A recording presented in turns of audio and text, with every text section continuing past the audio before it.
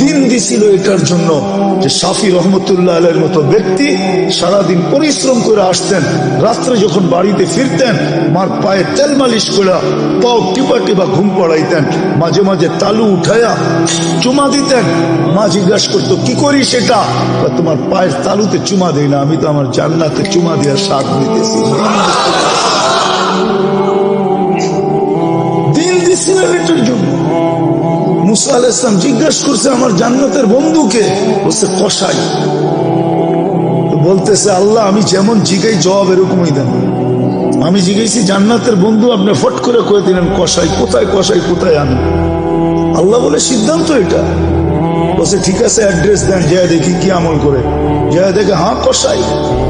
বলছে তোর এখানে মেহমান হওয়া যাবে? কয় বিলকুল যাবে, কিন্তু শর্ত আছে, আমি দোকান বন্ধ করে বাড়িতে আগে যাব না, আগে এক জায়গায় যাব তারপরে আমার বাড়িতে যাব। মুসা আলাইহিস সালাম বলে চল ভাই, যেমন বলবি তেমনই।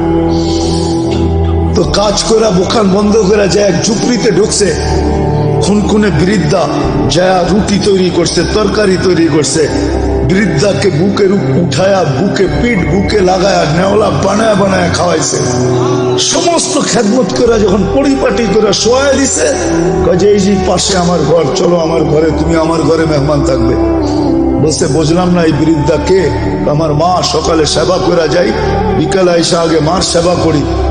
বুঝলাম তো সেবা, কিন্তু মাকে যখন সেবা শেষ করার পরে শোয়া দিলাম, মা জানি হাত উঠে কি বললো, আরে দূর পাগল মা, যখনই সেবা শেষ করি তখনই হাত উঠে বলে আল্লাহ আমার সন্তানকে মুসার জান্নাতের সঙ্গী বানায় দিও। মুসা আলাইহিস সালাম কয় জানার আর মেহমান হওয়ার দরকার নাই, বুঝা ফেলছি।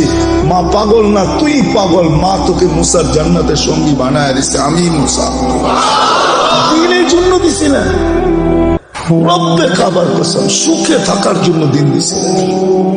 দিন এই জন্য দিছিলেন যে যুবক চির যৌবন